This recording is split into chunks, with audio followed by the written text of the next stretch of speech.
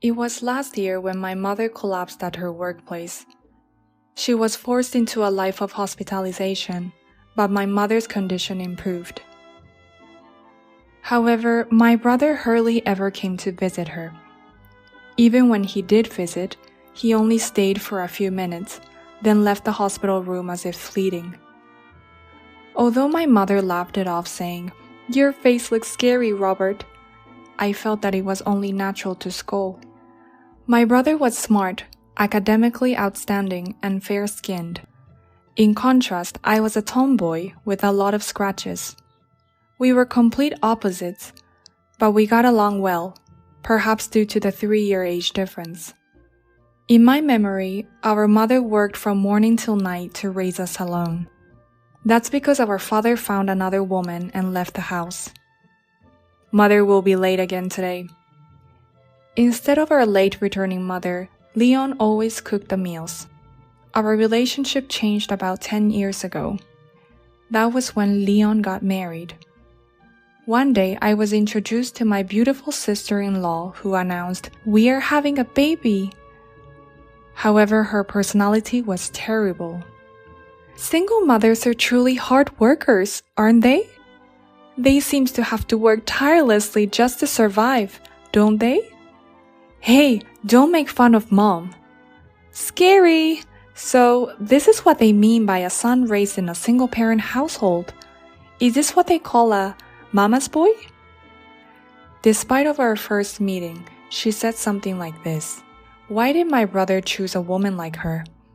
Is it because they had a child, so it couldn't be helped? After seeing off my brother and his wife, I asked my mother about sister-in-law. She only said, "Children need parents. I can't force them to divorce. They have a child." My mother probably came to that conclusion and chose not to say anything. But no matter how you look at it, that wife is not good. My feelings about this were confirmed. Sister-in-law, who often mocks single parents' households, insists that her child who has both parents is happy. She blames my short temper on my mother and says things like, "It's a pity that although Leon turned out okay, he became a short-tempered." Full-mouth mama's boy, it's totally the influence of being raised by a single parent, isn't it? We talked about this before, Leon. You actually hated being in a single parent's household, didn't you? Yeah, that's right. At that exchange, my mind went blank. Thinking back, my brother never said anything no matter what sister-in-law said to our mother. Are you taking her side? Tell me it's not true, Leon. I'm not taking her side. I too felt the same way. I was embarrassed by mom, and I hated being in a single-parent household.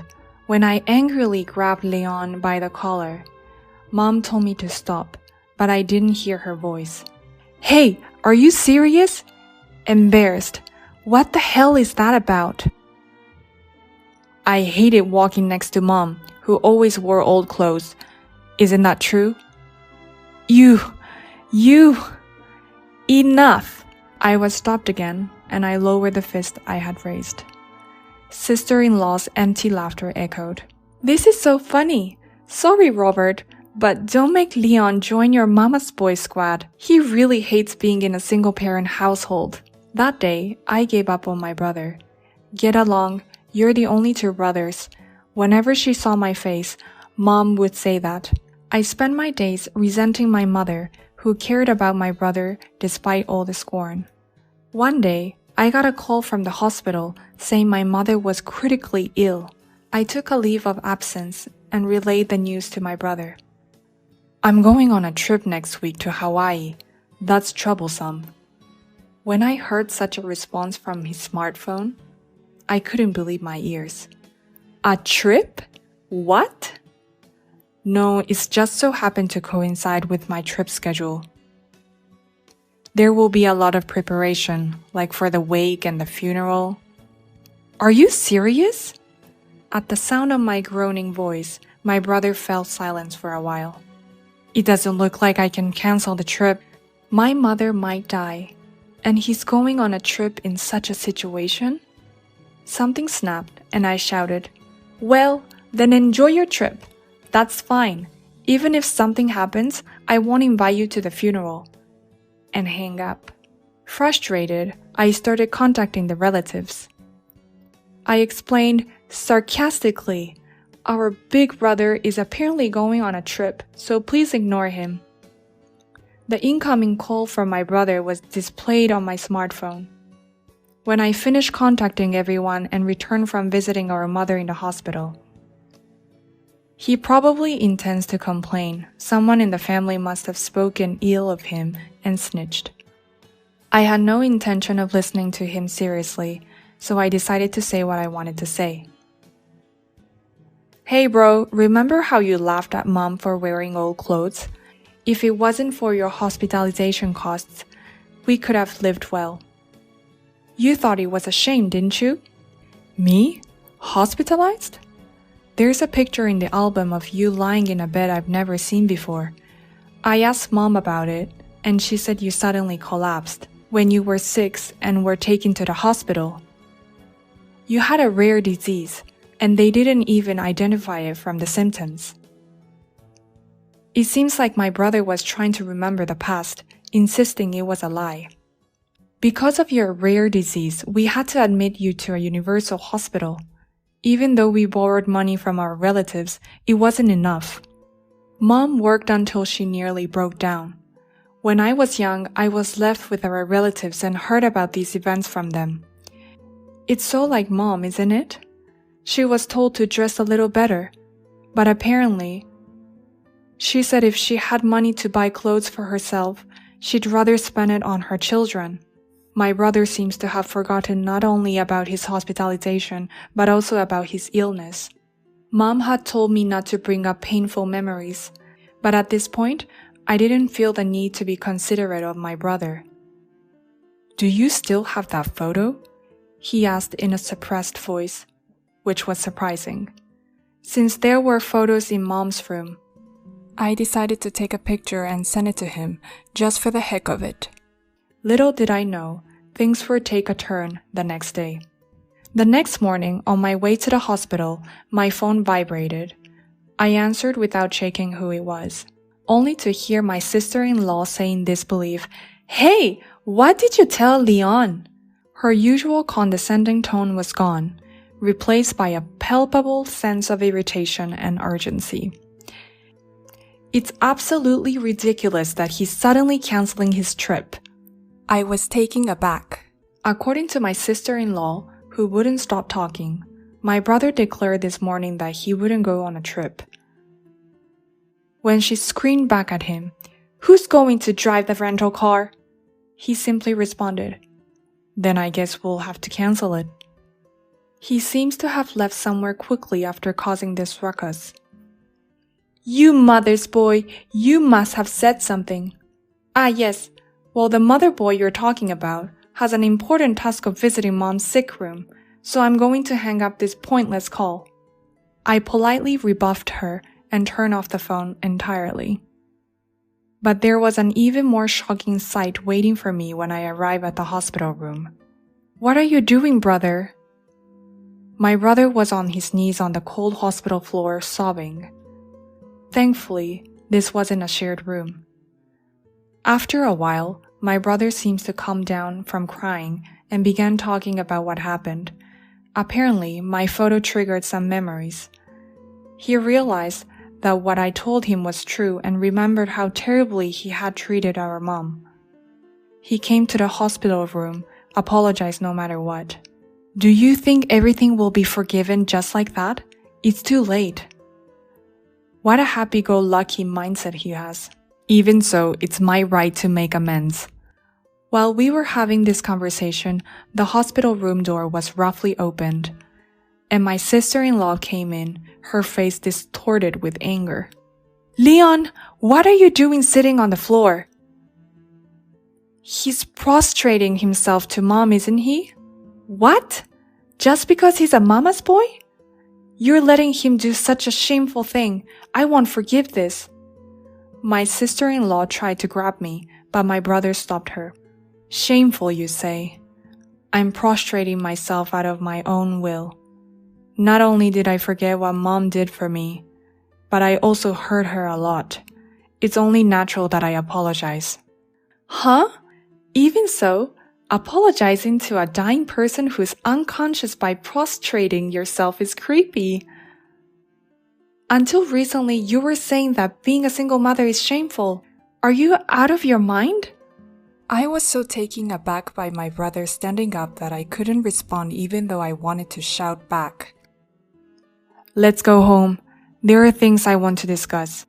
My brother said that to my sister-in-law, and they left the hospital room. Later that afternoon, my brother sent me a message saying, I've decided to get a divorce. Everything was happening too fast for me to keep up. I've sorted things out despite everything. Looking at Leon, who was speaking as if nothing had happened, reminded me of how smart he has always been. He told me that he would explain the details in person, and since I hadn't had lunch yet, I suggested a nearby cafe. As Leon progressed through his meal, he explained the details. Apparently, the way his wife had acted in the hospital room was the deciding factor in the divorce. That seemed only natural. Anyone who could forgive someone for calling their heartfelt apology disgusting must be twisted. I was nodding along to what he was saying. When I almost spit out of my drink at the mention of neglect towards our son, Leon has a 10-year-old son named Michael. He's essentially a younger version of Leon, smart and quiet.